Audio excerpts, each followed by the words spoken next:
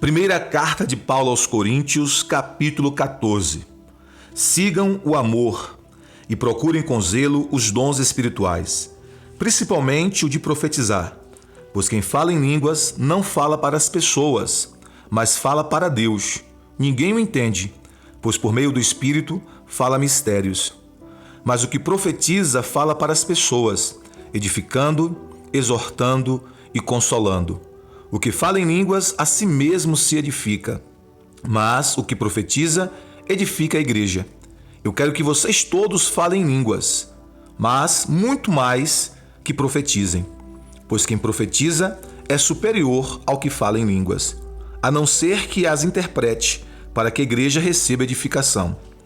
E agora, irmãos, se eu for até aí falando em línguas, que proveito vocês terão, se eu não falar por meio de revelação, de conhecimento, de profecia ou de doutrina?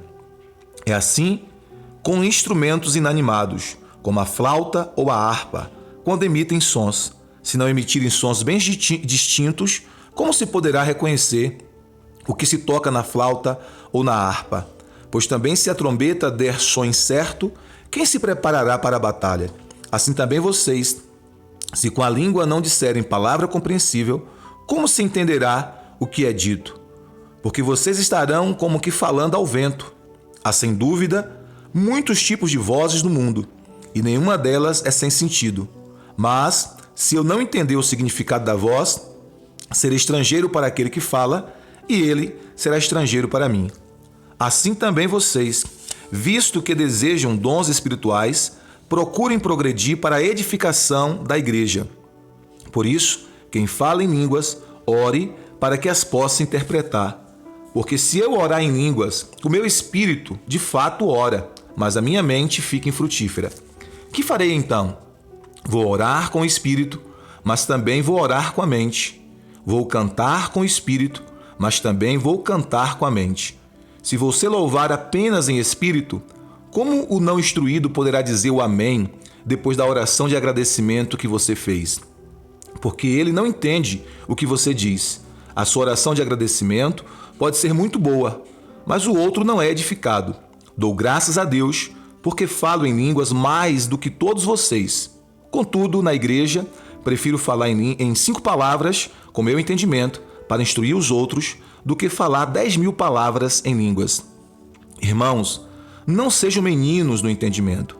Quanto à maldade, sim, sejam crianças, mas quanto ao entendimento, sejam pessoas maduras.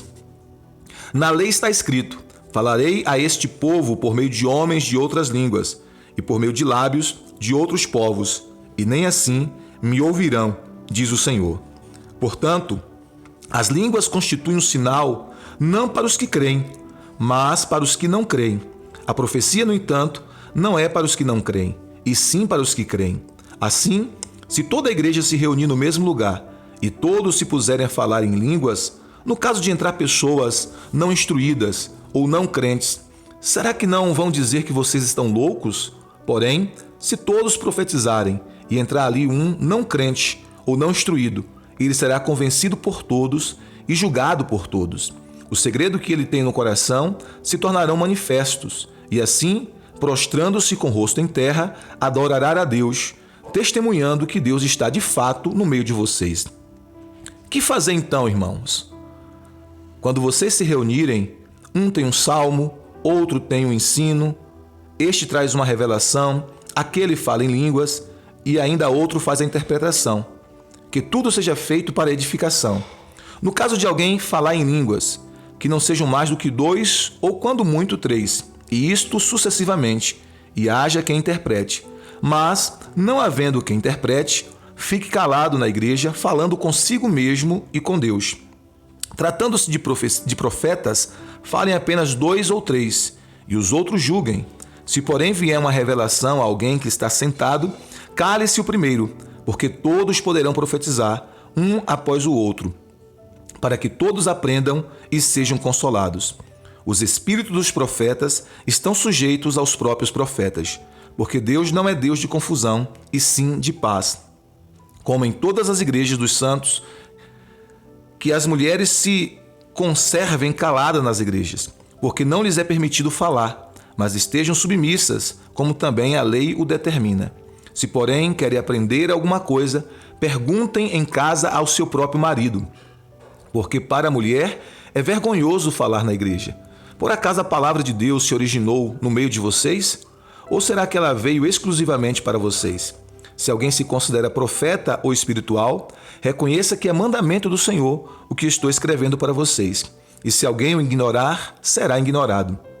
Portanto, meus irmãos, procurem com zelo o dom de profetizar e não proíbam que se falem línguas. Tudo, porém, seja feito com decência e ordem.